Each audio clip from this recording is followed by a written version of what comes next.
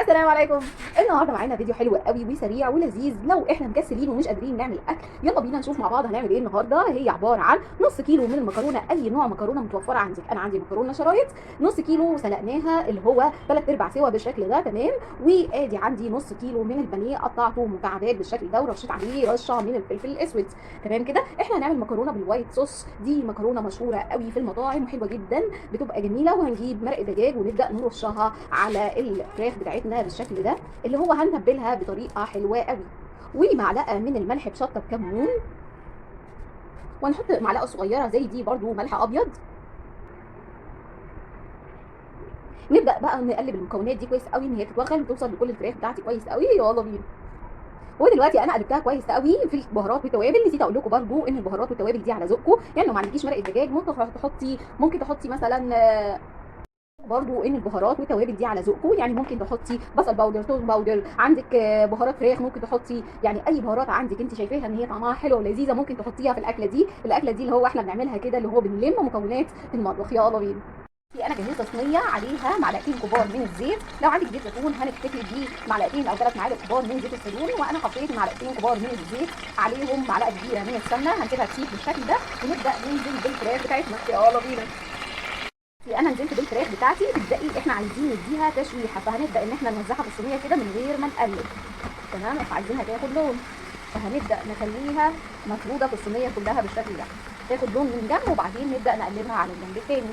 طبعا ان احنا ممكن نستخدم الفراخ صدور زي ما هي، ما نقطعهاش بالشكل ده، بس انا بحب اقطعها بالشكل ده عشان خاطر تبقى على قد الاكله بالظبط، اللي هو اللي بياكل ما يقعدش يقطع، يا دوبك ياخد بالشوكه وتبقى سهله عليه. ودلوقتي طالما بدات تاخد لون معايا اللي هو اللون الحلو ده، شايفين بالشكل ده، هبدا ارفعها من على النار. يلا بينا. والحله اللي احنا سلقنا فيها المكرونه مجهزين فيها معلقتين كبار من السمنه بشكل هرمي، تمام كده بالشكل ده. واول ما السمنه تسيح معايا هبدا انزل ب4 معالق كبار من الدقيق. يلا بينا.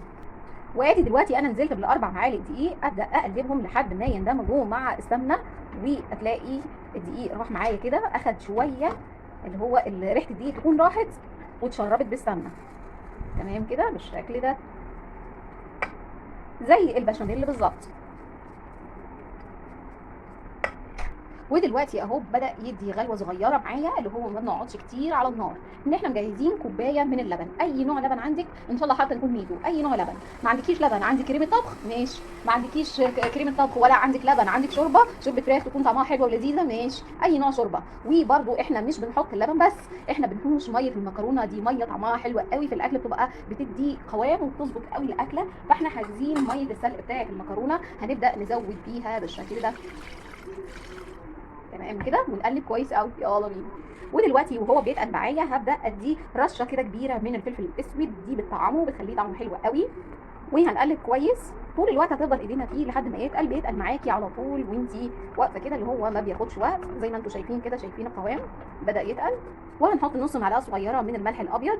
وطبعا ما ننساش واحنا بنحط التوابل او الملح والفلفل الاسود ان احنا نخلي بالنا، لان احنا بالفعل حاطين على الفراخ، حاطين لها البهارات بتاعتها وهي مظبوطه، فيبقى الصوص بتاعي برده اللي هو مش حادق قوي، يكون مظبوط بالشعره، تمام كده. ودلوقتي اهو تقل معايا. ولو حسيتي ان طعمه مش مظبوط او حاسه ان الملح بتاعه قليل، ممكن تزودي شويه من الملح الابيض زي ما انت عايزه، دي متروكه ليكوا طبعا. وشايفين ادي هو ده القوام اللي انا عايزاه، السهم كده. ودلوقتي انا رجعت الفراخ تاني على النار، وادي الصوص بتاعي خلص بعد ما وصل للقوام اللي هو تقيل شويه، تمام كده. وانا حطيت نص معلقه من الملح لاني لقيت الصوص لسه عادم شويه، فدي متروكه ليكم حسب الملح بتاعكم. وهنبدا ننزل الملح، قصدي الصوص بتاعنا، على الفراخ كلها بالشكل ده. ودلوقتي بعد ما نزلت بالصوص على الفراخ، حاجه يعني تحفه، ياخد غلوه صغيره خالص كده معاه، وهنبدا ننزل بالمكرونه المسلوقه بتاعتنا. طبعا ممكن المكرونه المسلوقه اي نوع مكرونه عندك، اللي هو مش ضروري يكون مكرونه شرايط. وممكن كمان ان احنا ننقلها في صينيه اكبر عشان ناخد راحتنا، ممكن برضو نقدمها بالصينيه وبعدين نبقى كل واحد ياخد في طبقه، وبرضو هتبقى لطيفه، تمام كده. دي بالشكل ده.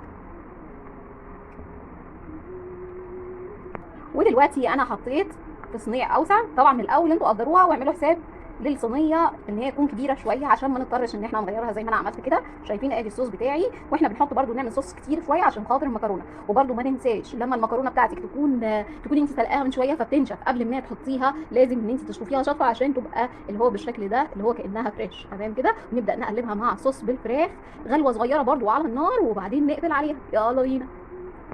المكرونه بتاعتي خلصت معايا. شايفين اكله سريعه وسهله وطعمها خطيره. انا عايزه اقول لكم تحفه، اللي هو هتلاقيها اللي هي بسيطه وسهله وطعمها لذيذ ومفيده، يعني فيها كل حاجه. يا رب تكون الوصفه عجبتكم. اشوفكم على خير في فيديو جديد. والسلام عليكم ورحمه الله.